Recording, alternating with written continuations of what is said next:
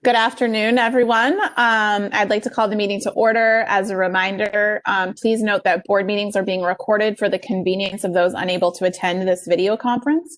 A recording and closed captioning will be posted to the BERS YouTube channel following the meeting. Alex, can you please call roll?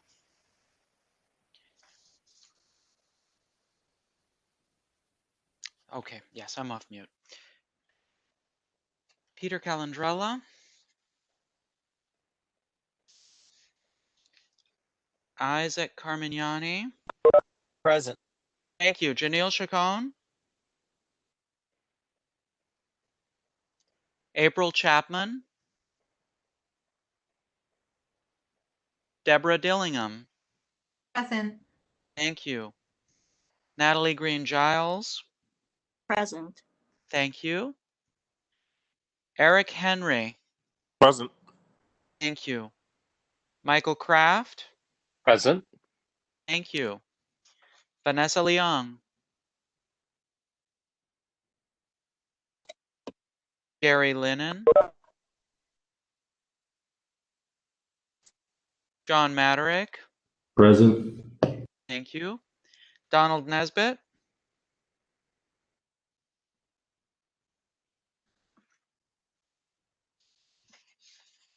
I see Donald present. Yeah, I know you're there, Don.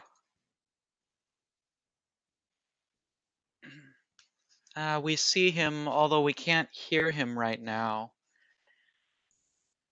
Lindsay Oates. I'm present. Thank you. Kathy Park Price.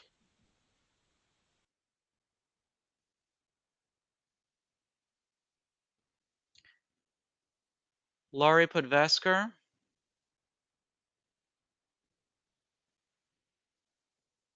Thomas Shepard. Present. Thank you. Shannon Waite.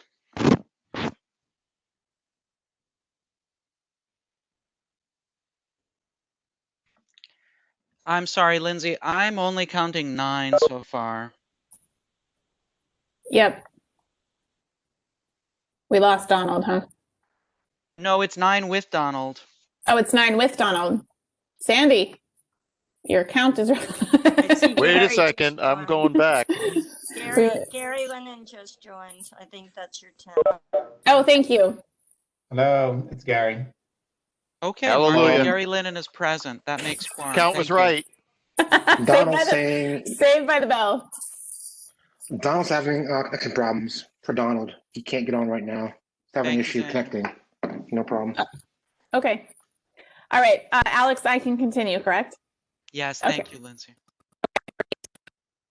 All right. We have quorum. Yay. The first order of business is calendar item 1, noting the minutes of the meeting of the Board of Retirement held on November 15th, 2020.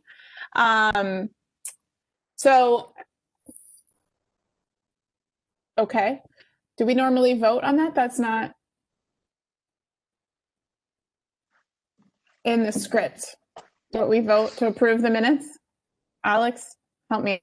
Yes, the board should vote to approve the minutes. Okay. Yep. Okay, so we are now going to vote to approve the minutes from the last meeting on December 15th, 2020. We do voice votes. So, right, Alex, I'll say yes and people will chime in, or I'll say vote to approve. Yes, you can call for the ayes, and then you can call for objections and any abstentions. Thank you. Okay, thank you. All right, all in favor of voting to approve the minutes from the December 15th meeting, please say aye now. Aye. I approve. Aye. Aye. Any opposition? Any abstentions? Great, thank you. Thank you, Alex, for your help there. All right, next on the agenda is Executive Director's update. Sandy, what would you like to share with us today? Thank you, Lindsay. So Eric and Tom, just a very brief comment. We have an unenrolled membership outreach program. This is to inform BERS non-members who could be members that we are a opt-in system and that they are not in the system. Okay. This outreach program is targeting those individuals who'd never joined BERS. And we kind of feel it's a moral obligation to make sure that they are absolutely confident that they understand this, because we have had issues where people came in to retire and they never joined. So a quick update on the unenrolled outreach program. 1,438 BERS eligible, 740 payroll employees. We're sent a series of 3 emails from January 4th through January 19th. During that campaign, 50 responses for the first wave of emails, 28 responses for the second, 32 for the third. That's a 7% response rate. That's better than double the expected 3% kind of standard industry response rate for an effort like this. There'll be 2 additional outreach seminars in the next week. We're working closely with the union and DOE to participate in virtual seminars to reach as many of these people as we can. There'll be a January 25th campaign launched for payroll bank 745. We're hitting these kind of serially as we go. And we are working with union reps to identify and reach folks for which we have no emails or addresses. And I want to thank the outreach team, Sally, Allison, and their team for their initial efforts in this. This is an extraordinarily important thing that we're pursuing. I'd like to announce to everyone that Sabrina Hyatt has joined BERS as Chief Contracting Officer. She is hired under the Professional Services Contract Attorney DCAS position.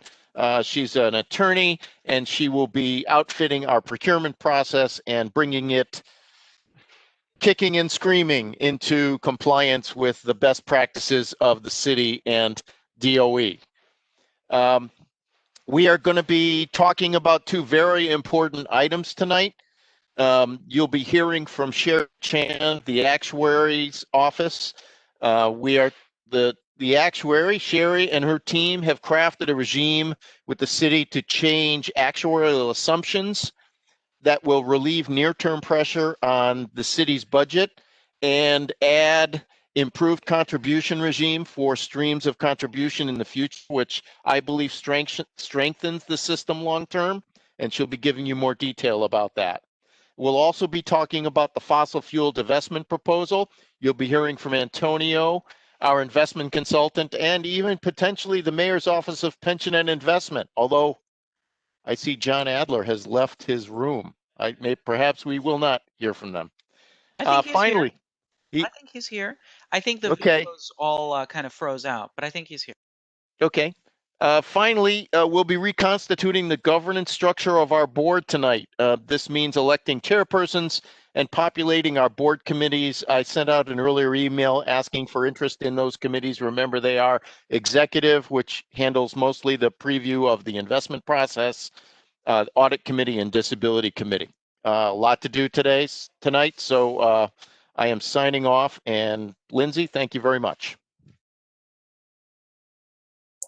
Thanks, Sandy. Any questions from the board? It's especially great to hear the update on the engagement front. Lindsay, Donald Nesbitt, I just have a comment. My comment is in regards to the outreach. I actually want everyone to know Sally Rivera and I are actually emailing each other back and forth now to set up a meeting with some of our representatives to assist, seek ways that we can assist in outreach to those members in the work location. So we're in the process of doing that. I was just doing that actually with Sally today. Thank you very much for your efforts, Donald. It's very helpful. Yes, agreed. Thank you. Great. And also wonderful to hear the update about the procurement staff. That's great news. Keep us updated on that, Sandy. Okay. The next item on the afternoon's agenda are calendar items 2 through 17, the ordinary business of BERS. May I have a motion to consider calendar items 2 through 17? Motion to consider. Thank you, Tom. Second? Isaac, second. Thank you. Thank you, Isaac. Alex, can you please tell us about the ordinary business of BERS? Certainly. These are all the retirements, death benefits, and refunds that have been processed since the last time this board met. Thank you, Alex. We will now vote on these items. All in favor of approving calendar items 2 through 17, please indicate your approval now. Approve. Aye. Approve. Isaac, aye. Any opposed? Any abstentions? Great, thank you. The vote carries.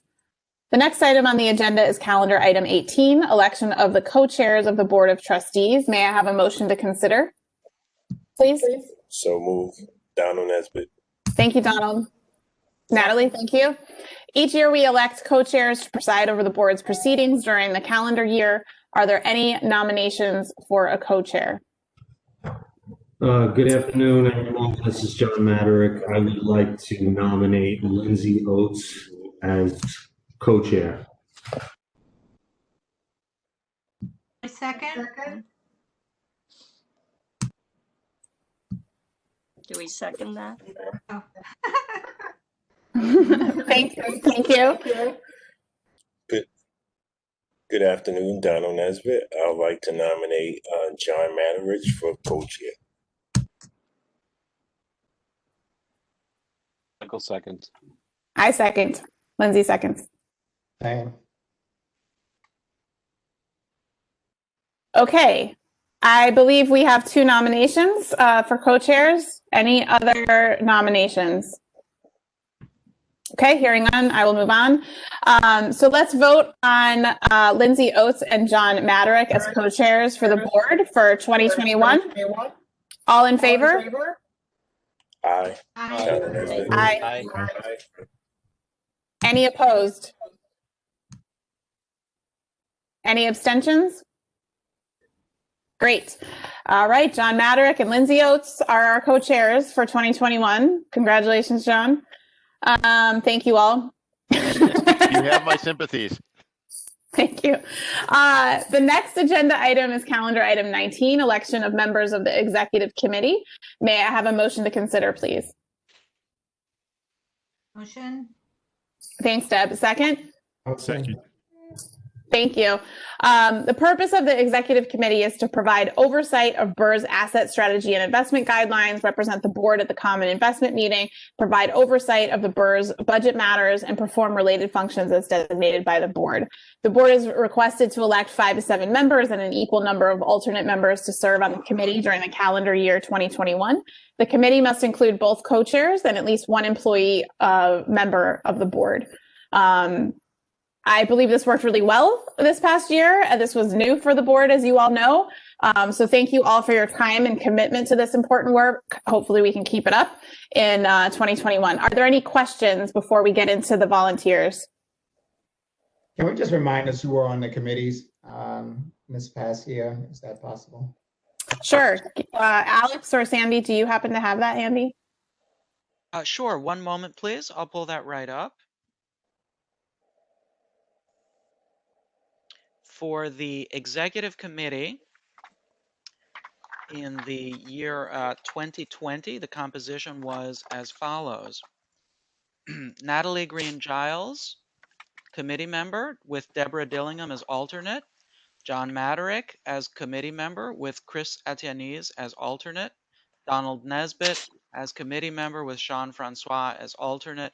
Lindsay Oates as committee member with Russell Buckley as alternate.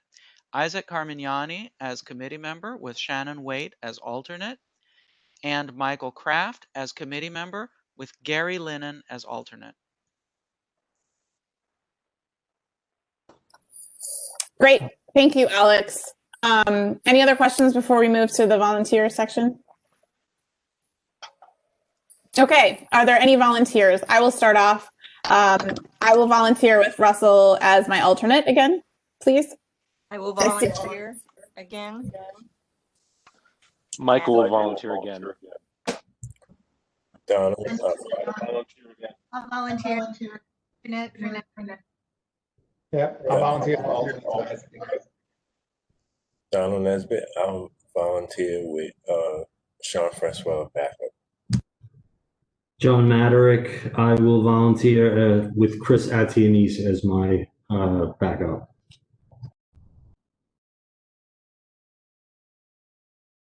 Alex, did you get that? Let's go through. So committee member one can be me and Russ as alternate.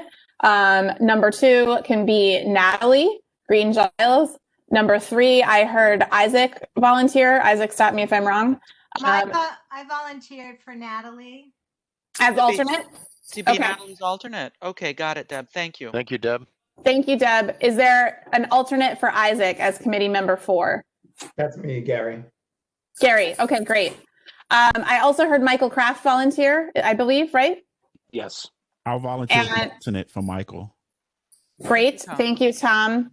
And I believe, John, you volunteered as well, correct? And Chris, as usual? We have more than I think we did last year. Is that correct, Alex? It's the same. It looks like the same number. It's the same number? 6 committee members and 6 alternates, which is great. Awesome. All right. Are we good? Do we need more? No, we don't need more. Okay. We're within the acceptable. Awesome.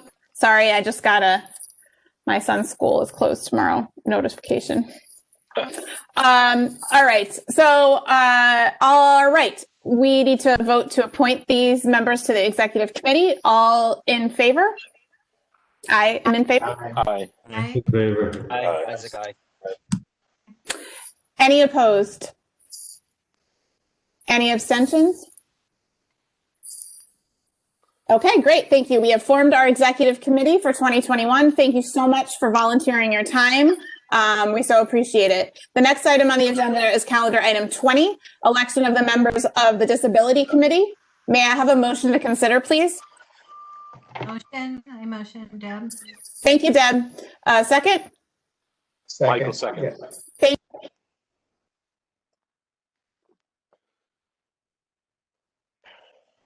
Lindsay, you're mute. Mute. Lindsay, I think we lost you. Nope, sorry, I was on mute. Okay. That was me. Sorry about that. The Disability Committee meets as required to review applications for disability retirement. The committee then makes recommendations regarding these applications to the full Board of Trustees. We need 5 volunteers for the Disability Committee, including the Chancellor's designee and both employee members. Are there any volunteers? Gary. Thank you, Gary. We already will have John and Donald on the committee, as I mentioned, plus me with Russ as my alternate. So we need, how many more do we need, Alex, after Gary's volunteering? 2? We need one more. One more? Okay, Well, thank we you. also need an alternate for Gary and an alternate for the other committee member. So we need I one would more alternate. committee member and 2 alternates. I would do an alternate for disability. Is that Isaac? Yes, it is. I could alternate Thank Gary. you. Thank you. We need one more committee member and one more alternate. It looks like, I mean, we have a host of folks that are not here and a new member that just joined as well. Again, I don't know. Totally up to you guys. If does it need to be required today? Because there's a significant number of us that are not here. I think I don't think so as a parliamentary matter. It's just as a prudent matter, we wouldn't want to volunteer somebody unless they've told us that they want to be volunteered. That's all. Oh, agreed. Just wondering because I know that this week is intense for several folks, and so I probably wanted to be a part of this call. Can we add members in February, Alex?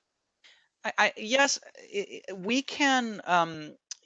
The short answer is yes. This board can reconstitute the committee when it needs to. So if we want to table this and get the committee membership finalized in February, that's doable. So Alex, if we table it, then the current committee is in effect, right? You mean the 2020 committee, Yeah. or you mean the committee as proposed, the slate proposed right now? No, I mean, doesn't the 2020 committee then just de facto continue until we vote for a new committee, or at any time? It does until you vote. It does until you vote for a new committee. Okay. Another option would be to vote for the current slate, but really this isn't enough committee members based on the founding document for the committee. That's all. So I think if we don't have any more volunteers, this can be tabled.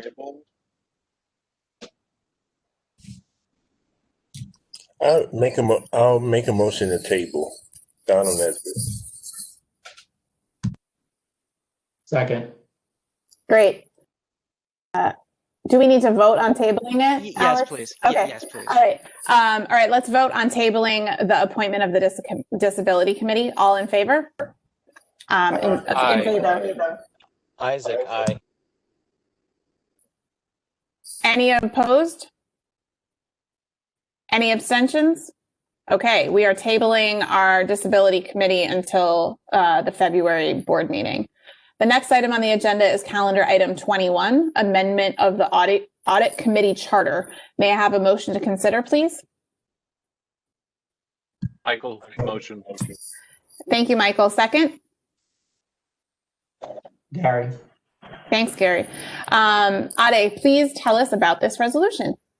Sure. Good evening, everyone. I hope you can hear me. Yes. Yes? Okay, so this resolution is to seek approval to amend the charter of the Audit Committee of the Board of Trustees to add clarifying language to Section 7, Item 4D on page 3, so as to clearly state the authority of the Audit Committee to approve the internal audit plan. Thank you.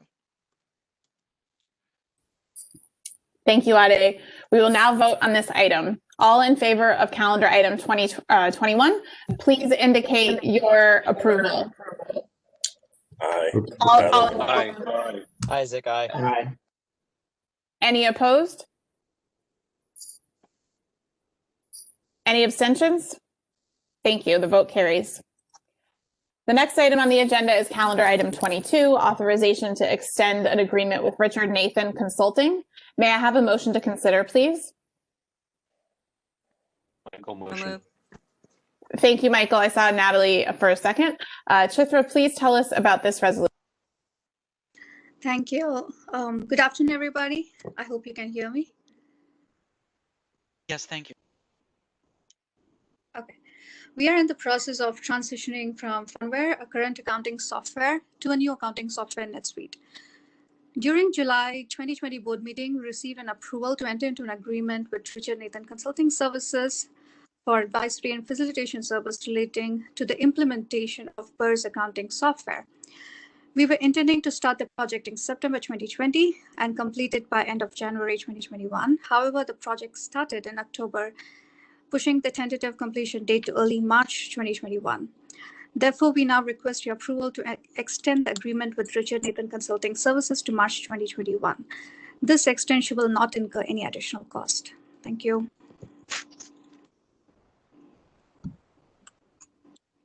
Thank you, Chitra. Are there any questions from the board?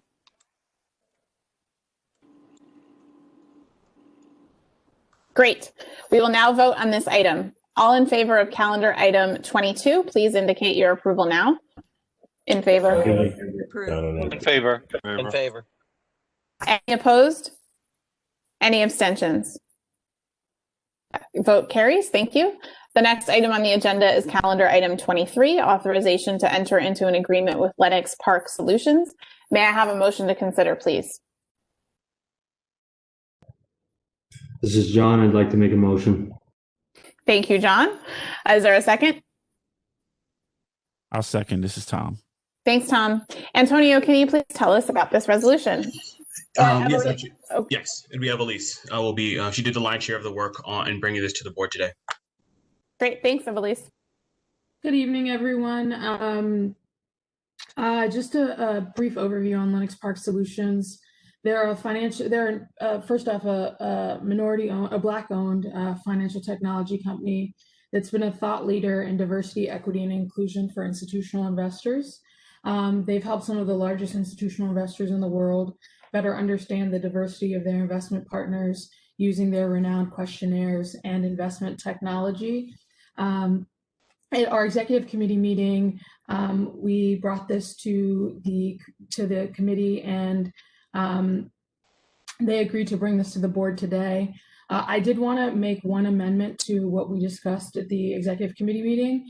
We were able to actually secure a discounted rate of $45,000 on a 2-year contract with Lenox Park, and we're recommending that the board approve this today. And yeah, I don't know if anyone wants to add color there. I know Natalie is especially familiar with them. But, yeah.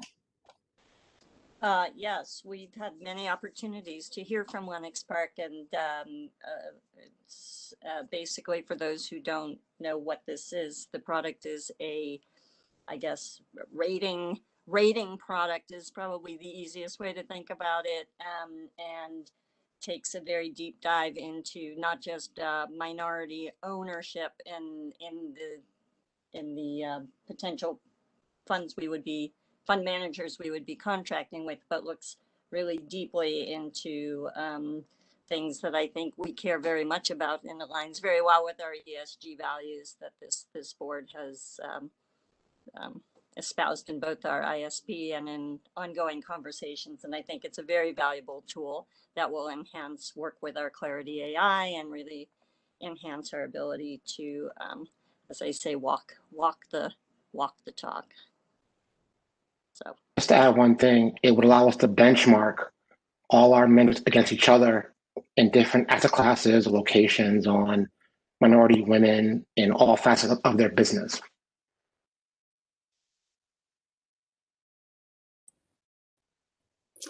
Thank you, Daniel, Natalie, and Evelise. Are there any other questions or comments? Great. We will now vote on this item. All in favor of calendar item 23, please approve now. I approve. In favor. Any opposed? Any abstentions? Great, the vote carries. The next on the agenda is calendar item 24, adoption of proposed changes in actuarial assumptions and methods. May I have a motion to consider, please? Thank you, Natalie. A question, this is not an executive session? Not on my script, it's not. Alex? Did we lose Alex? I'm sorry, I'm back. There was a question about whether the actuarial assumption change should be done in executive session. The actuarial assumption discussion does not need to be done in executive session. If there are any legal questions, we can have an attorney-client. But I think the main purpose of this is to give the actuary an opportunity to explain the rationale and the technicalities of what she is proposing here. This is not really an item that falls into one of the executive session categories. Okay. Are you comfortable, Natalie? I will defer to our legal advisor. Excellent. Okay. So if at any point trustees would like to have a conversation as to the legality or any other legal questions about this, we can have an attorney-client session to discuss that. Okay. Thank you. All right. So we are discussing a calendar item 24, adoption of proposed changes in actuarial assumptions and methods. May I have a motion? Okay. Did we do the motion part? I forget. No, we then, okay. Sorry. May I have a motion to consider, please? I will make the motion to consider now. Excellent. Thank you, Natalie. And Michael will second. Thank you. Thank you. Sherry, can you please tell us about this resolution? Yes, I can. So good afternoon. I think it's still afternoon, not evening yet, to everybody. There was a memo that was circulated about a couple of weeks ago to this board. Subsequent to that, there was also a PowerPoint presentation that was sent around. And I'll just pull up the PowerPoint presentation right now as I walk through this package. All right, is it showing up on the screens? Yes. Yes. Okay, good.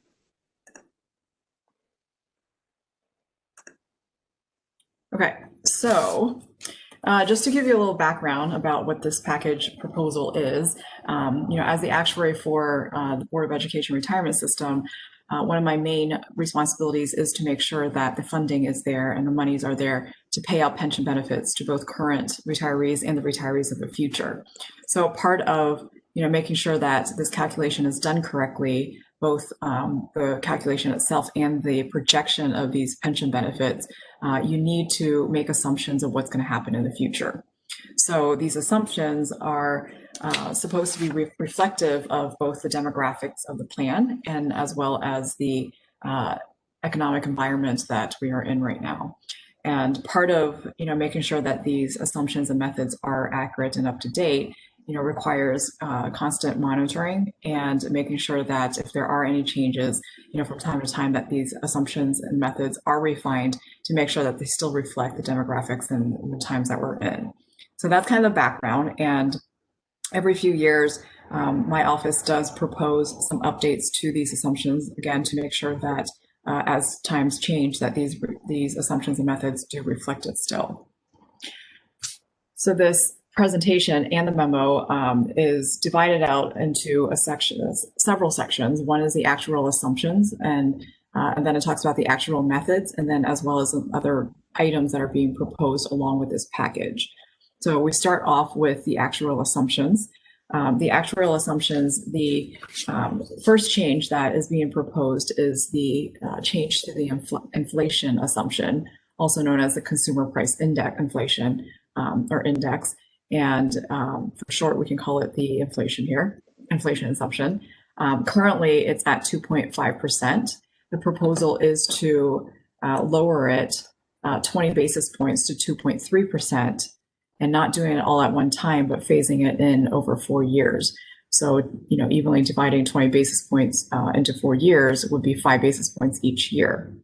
And the reason behind this is because, both if you look in the 20-year history that we've observed inflation, the most recent 20 years, as well as some of the inflation projections from the investment consultants of the retirement systems here in New York, they are projected to be lower than what is being assumed right now. So that's kind of the background for it. And when we change the inflation assumption, it actually goes to, it affects 4 other assumptions that are used in the actuarial assumptions. One is the discount rate, and we use what's called a building block method. So the building block method means that to come up with the actual discount rate or the actual interest rate, the same thing, you have a piece that's the inflation piece, and then you add on the piece that you assume is going to be the real return on your asset portfolio. So if you add those two pieces up, right now it's at 7%. But if you're going to lower the inflation assumption, obviously that's going to lower one of the pieces of that building block, one of the components. And so therefore you have that analogous 20 basis point drop from 7% to 6.8%. Another assumption that is part of the building block methodology is a general wage increase. This is the basically the salary assumption on it. And again, it's comprised of the inflation piece, that component, as well as a productivity assumption that's added on top of the inflation. So you add those two pieces together and you get the general wage increase. Because again, we're dropping the inflation 20 basis points, you'll see a similar drop from 3% to 2.8% for this assumption. The next 2 assumption has to do with the adjustments to the pension benefits once they're paid out to retirees. So every, on an annual basis, depending on what the national inflation assumption is, you'll see perhaps an adjustment to your pension benefits. And those come in, depending on what tier you're in and what plan you're in. It could be the escalation, what's called the escalation, or it could be called the cost of living assumption. The escalation is, it's basically 3%. And so we use that assumption we use the escalation assumption to equal the CPI. And when the CPI drops, that similarly drops to 2.3%. The cost of living adjustment, the COLA, that is, it's half of the CPI, floored at 1%, but capped at 3%. So whatever the CPI is on a national published by the Bureau of Labor Statistics is, we take half of that and we make sure that it's bounded between 1% and 3%. So because of this, because it is less than the escalation assumption, that's why you see that the assumption is less than it. Also part of the actual assumptions that is being proposed is the mortality improvement scale. So if you recall, we have to make assumptions on how long people are going to live to make sure that we have, enough money set aside till throughout their lifetime. And for mortality assumptions, there's the assumption of how long someone's going to live, but also there's the assumption of how that changes over time. So we know, for example, with on average, the probability of how old someone's going to live today, but over time with technology advancement in the medical field, or vaccines being discovered, or cures to cancer, something like that being discovered, you'll project that the life expectancy grows over time. So this mortality improvement scale is that assumption. On an annual basis, the Society of Actuaries publishes the scale to tell the users of the industry how life expectancy changes over time. So we are just simply adopting the latest mortality improvement scale that was published in October. And you'll see, and just FYI, this presentation is kind of like a highlight of the memo. So if you want more information, you can definitely find it in the memo, or you could reach out to me too. I'll be happy to answer any questions. So the next section is the actual methods. In the actual methods, there is a change being proposed to the actual value of assets. So if you recall, the actual value of assets differs from the market value of assets, because whenever whatever return we have each year, and if that's greater or less than what we assume it to be, we phase in those gains or losses. We don't want to shock the system, shock the retirement system by having, recognizing if there's a huge loss in one year, we don't want to shock the system and, recognize all that, capture all that loss in one year. We do want to spread it out over time. Same thing with gains, we kind of want to save it for rainy days and not use it all at one time, so that the assets are more smooth and therefore the contributions are more smooth. So what's happened in the last few years is that we've been coming off of a few years of really good investment gains. So I am proposing to reset the actual value of assets to equal the market value of assets, so that we can capture some of those gains and make sure that the actual value of assets is close to the market value of assets. And to give you guys an idea of how far they've deviated, the market value of assets as of June 30th, 2019 was $5 billion, 5.0 billion with a B. And the actual value of assets was only $4.5 billion in value. So, again, the actual value of assets, because we're coming off of gains, we didn't recognize all those gains in one year. So that's why it's still catching up. The 4.5 billion is catching up with the 5 billion. So I am proposing to basically increase the actual value of assets by $500 million. And the other change that doesn't really affect the numbers right now is that once we do reset this actual value of assets in the future, we smooth it. Currently, we smooth it over 6 years. I'm proposing that we smooth it over 5 years at 20% each year, so that after 5 years, you do have 100% of the recognition. Previously, over 6 years, you probably can deduce that 100% is not evenly divisible by 6 years. So we were recognizing it in the past or currently, I should say, because we haven't changed anything yet. But currently, we recognize 15% of the gains or losses each year for the first 4 years, which gets us at 60%. In the remaining 2 years, years 5 and 6, we recognize it at 20% each year for the additional 40% to equal 100%. So recognizing over 5 years is much more of an industry standard and much more easily explainable too. So then the other proposed changes are some changes that don't neatly fit into being categorized as assumptions nor methods, but these are changes that we are trying to make into the law so that there's more secure and more symmetric funding in the retirement system. So the first item here is the credit for early contributions. So contributions are calculated on an annual basis, and they're assumed to be paid in the middle of the fiscal year. So because our fiscal year starts on July 1st, these contributions are assumed to be paid on January 1st, which is the middle of the fiscal year. So anytime currently in law already, anytime that contributions are paid on a time weighted value basis after January 1st, there is an interest penalty to be charged at 7%. So the employers that don't pay their payments on time, according to the schedule, are charged a late penalty. However, if they choose to pay it before January 1st, there's no analogous verbiage in the law right now that says that they get credit for their contributions. And to make it a little bit more symmetric, and also if any employer decides to pay a little bit earlier, they can have credit for their contributions. So that's being proposed. The other thing is the Older Worker Benefit Protection Act, which is actually related to the second sub-bullet item here. And this was the same proposal that was being discussed last spring. It was just something that the board collectively did not move on it yet, but it is being re-upped and being proposed as part of this package. So if you recall, the Older Workers Benefit Protection Act, or OWBPA for short, is part of the Age Discrimination in Employment Act of 1967. In short, what it says is that you cannot discriminate against older workers by paying them smaller pension benefits than their younger counterparts. So there is a plan provision, specifically the death benefit provision in BERS, that does decrease with age. So whatever you do your calculation for the death benefit, starting at age 60, you get 100% of this formula.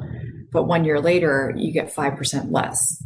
And it decreases all the way to age 70. So by age 70, you're significantly getting less than someone who's age 60. There is an exemption in the OWBPA law that says that if this is cost justified on an actuarial basis, then you can support, the lower benefit for the older workers just because of life expectancy and the time value of money. Because that is dependent on the demographics of the system, as the demographics change and as people live longer, then you can't justify that benefit being paid less. So there is a proposal right now to, instead of reducing the benefit by 5% each year, you reduce it only by 3% each year, so that the older workers do not get as significant as a decrease in their pension benefit.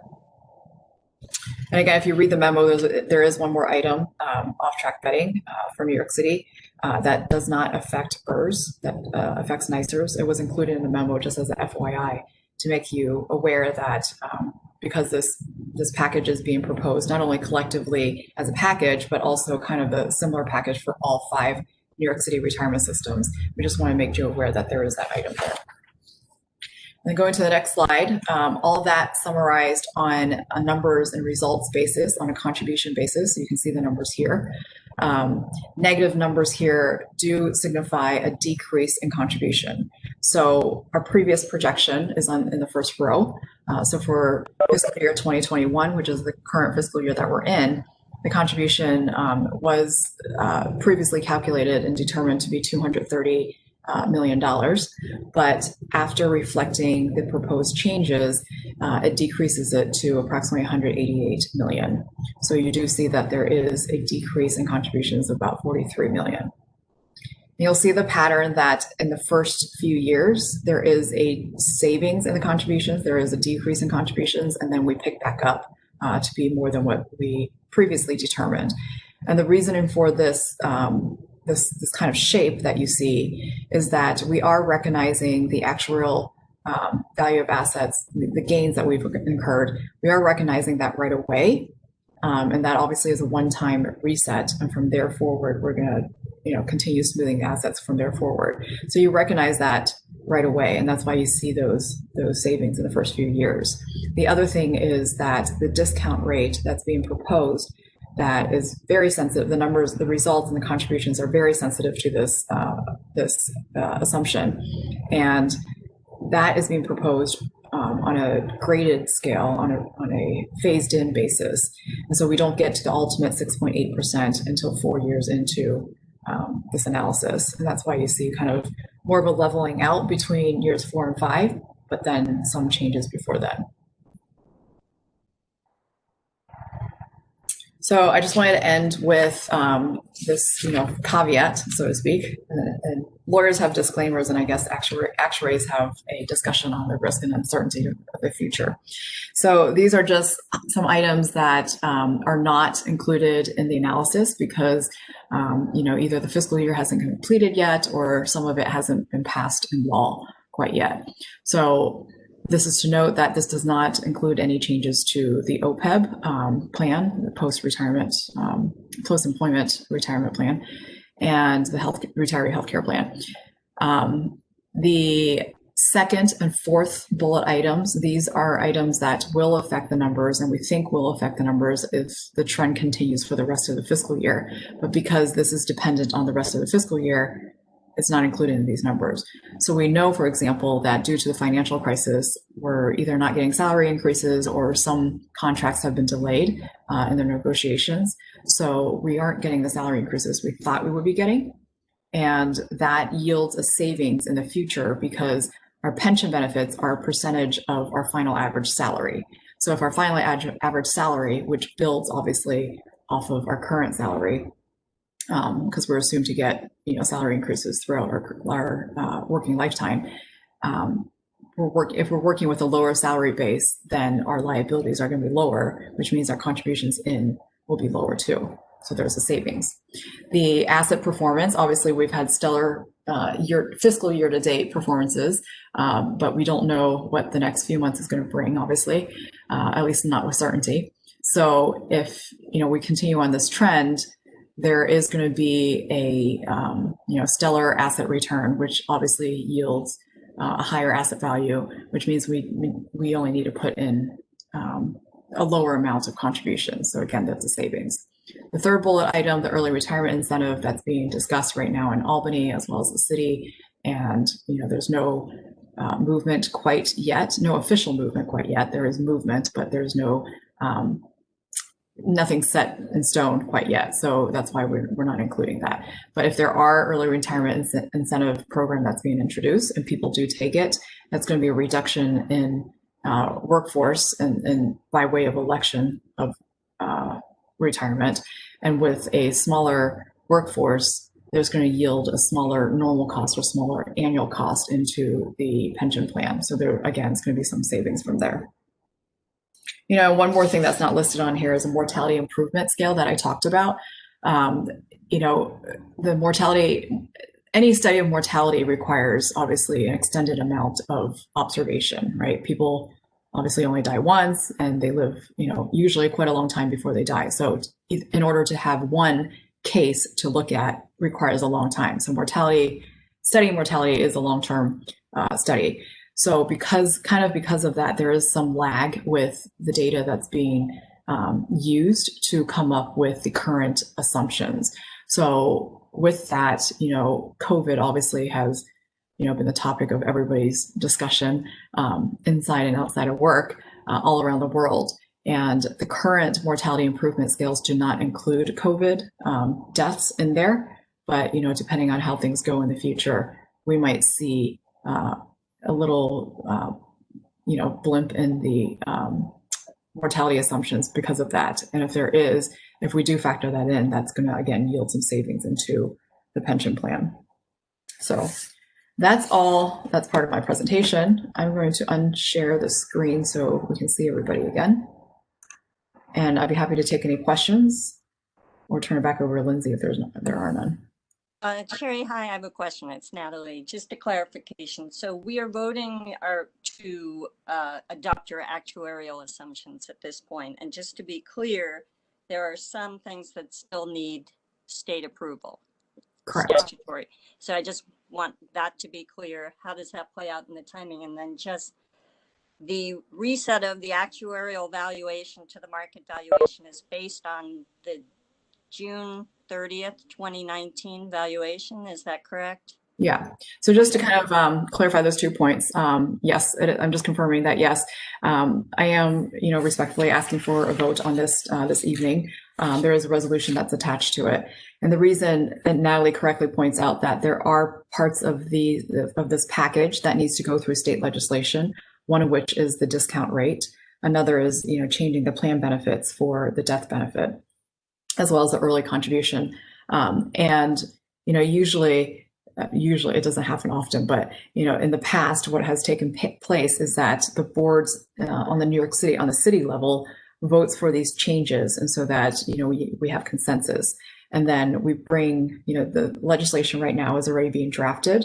It's being pulled together. As soon as the board has that consensus on adopting this package, both that and the legislation is going to be, forwarded over to Albany to look for a sponsor, and then it'll go through the regular process of having a bill number, and then a fiscal note would be attached to it, and then both houses would vote, both chambers would vote for it, and hopefully get past the governor. So it is the board's vote is being asked right now because the way I think about it, this is not maybe not technically the legal term for it, but or the legislative term for it even. But I always think of when the board votes on something, it gets passed to Albany. It's more of like a home rule. There are a lot of votes, there are a lot of bills in Albany that require that they come back and say they want home rule on it first, so that we know we have consensus on the city level for them to really take this seriously. And then the second point, I might have forgotten already what your second point was. Forgot what my second point was. Anybody listening carefully? I think it was the Data timing of valuation. Oh, the Oh, timing yes. of the Okay, so- evaluation. Sorry, the reset of Right. the evaluation. Yes. So in New York City, we have what's called the 1-year lag methodology. So when a fiscal year closes, so our fiscal year runs from July 1st to June 30th, right? So once it closes, that's when we, get the asset data from the comptroller's office, and that's when the retirement systems gathers all the information as of the last day of the fiscal year and forwards it to us. And then we take, a few months to clean up the data, ask some questions, and then run the valuation and do the calculations. And so it's a few months after the fiscal year already. That's normally what happens. But because we can't wait till after the fiscal year to begin to know what our contributions are for that year, what we do is the June 30th of any valuation year gets, the fiscal year closes, and then we do the valuation in the following fiscal year when the fiscal year has already happened. So because we need contributions for that already, we look back one June 30th to get to be ordered to be in the position in order to do the calculation before the fiscal year starts. So because of that, that's why the June 30th 19 valuation is the one that's being used to calculate the fiscal year 21 contributions.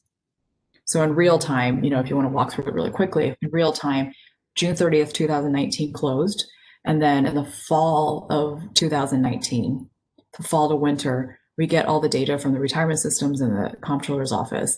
And then, so let's say Q4 of 2019, we got that. So then the beginning of 2020 was when we did the calculation, and then Q1, Q2, like in the spring timeframe, we delivered the results to the board in order for them to know for fiscal year 21, which starts July 1st of 20.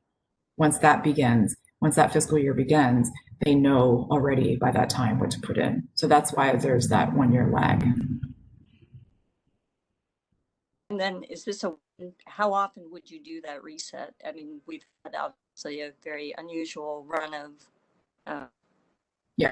good market returns. Yeah.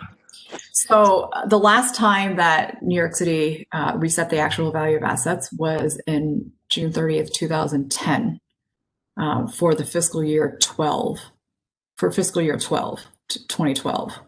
So, if you kind of think back to that time, 2008 obviously was a year that, the whole world or whole country almost came to an end. And the years after that, we had some stellar returns. So in 2010, that was being proposed. Thank you. You're welcome.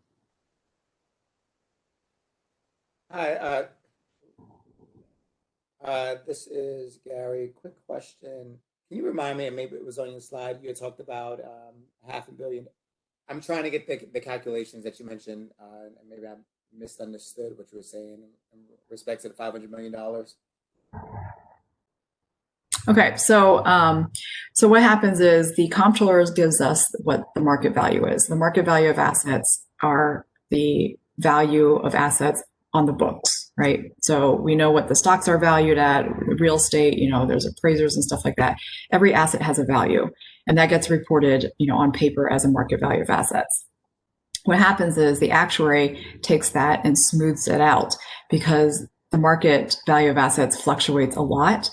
Just looking at the stock market, for example, March of last year, we had a pretty significant dip in the market, but then thereafter, like it's gone through the roof, right? The assets have gone through the roof. And because, the actuaries use the market value of assets to offset what the liabilities are in order to know what part of the liability is unfunded for. The part that's unfunded is what we use to determine the employer contributions into the pension plan. So if we're using an asset value that fluctuates a lot, it's going to eventually drive the contributions that the actuary determines to fluctuate a lot. And, employers, including the city of New York, don't like, unpredictability for budgeting purposes. They want to, be sure that they know what to expect for the future. So that's why the actuary smooths the value of assets and doesn't take specifically the market value of assets. So what's happened in the past few years is that the market has done, stellar, at least on the June 30th.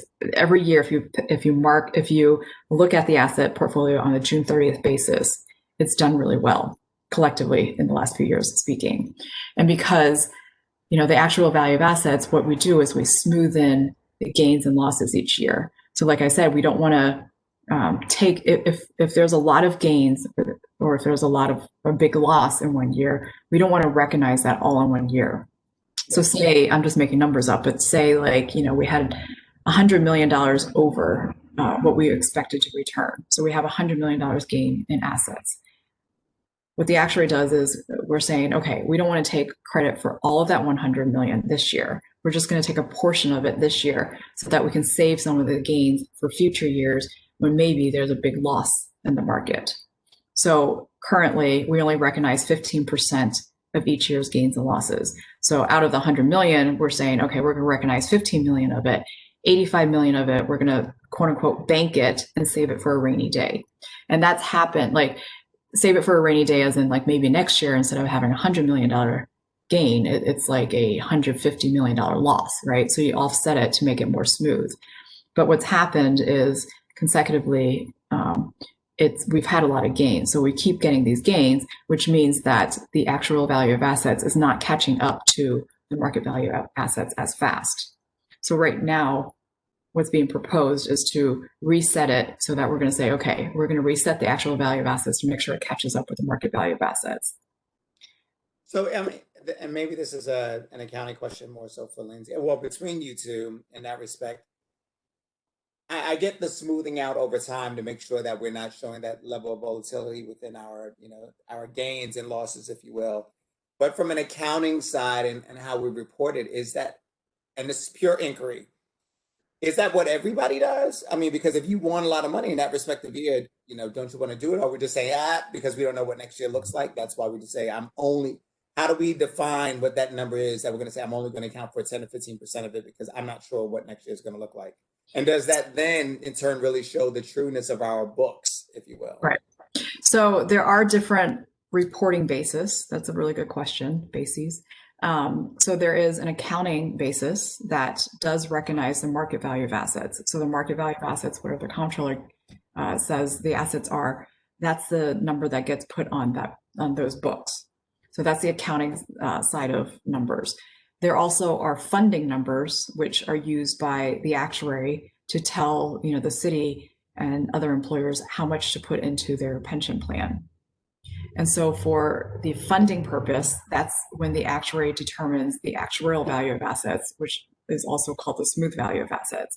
And it's this methodology that is being proposed that determines, like to answer your question, how much is recognized. Like right now, 15% is recognized, right?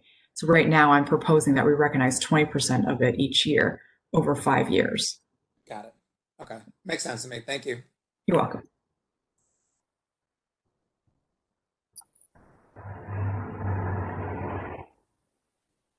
Are there other questions from the board? Hey, it's Russ. I just have one more question for you, Sherry, actually. And this might be for Sherry. This might actually be for the BERS investment staff. Just thinking about how this change impacts our discount rate and the assumed rate of return. Is that piece one of the pieces that has to be approved by the state legislature? Correct. The discount rate has to go through the state legislature. Thank you. So I'm wondering if the systems and BERS specifically are going to contemplate potentially adjusting pacing plans and asset allocations based upon the change in expected return from 7% to 6.8%. So Russ, and I actually let Mike and Vanessa, and then maybe some of the team take it there because I wasn't there today. But it's funny you mentioned that we actually just kicked off our asset liability modeling study today. So Mike, Vanessa, or anybody from the team, I don't know if you want to discuss just really quickly kind of what's going on with regard to that. Yeah, the short answer, Russ, is we are taking that into account. In fact, a pre-meeting with the staff from Sherry's office just to because we knew the memo was out there and to talk about how to incorporate these changes to assumptions. So you can remember too that when we did our last asset allocation, it wasn't just that we expected to get 7% as our expected return. We actually looked at and stress test around that to say what's the variability potential for that return. But we will be taking this into account. And I'll just add, to piggyback off that comment is that, this is kind of like a chicken and egg exercise where, investment consultants and the actuaries should be, and we do, just be in talks with each other to make sure that our assumptions and our expectations are aligned. So, you can say that the asset allocation that was done about a year ago that was completed, I believe, that did yield some expectations of what future returns would be. And that definitely did come into play in terms of me making my proposal. So there is that too. And, the again, it's chicken and egg, right? So now that the discount rate is being proposed to be lowered to 6.8%, obviously that takes, again, a relook into the asset allocation to make sure that the returns yield from any changes would still meet that too. It's a constant, we're constantly in communication, constantly monitoring what the other party does. And it's very, very closely interrelated. And I don't think, it's really black and white of what causes what, first, I think it's just we work in tandem and we work together. Got it. That's helpful context. Thank you. You're welcome. Are there any other questions? Okay, hearing none, we will proceed to the vote. Thank you, Sherry, for your comprehensive presentation. Very helpful. We will vote now. All in favor of calendar item 24, please indicate your approval now. Approved. Approved. Zick, aye. Any opposed? Any abstentions? Great, the vote carries. Thank you very much. Next item on the agenda are investment related that belong in executive session. May I have a motion to enter executive session, please? Move to enter executive session. Thank you, Tom. Any second, please? I see Donald's lips moving. I'm going to take that as a second. Great.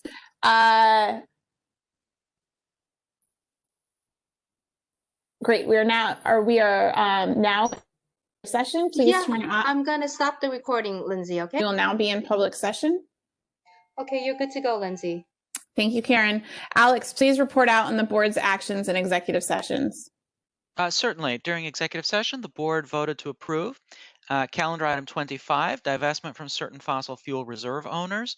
Calendar item 26, authorization of the controller to commit a portion of the real assets portfolio. And calendar item 27, authorization of the controller to commit a portion of the infrastructure portfolio.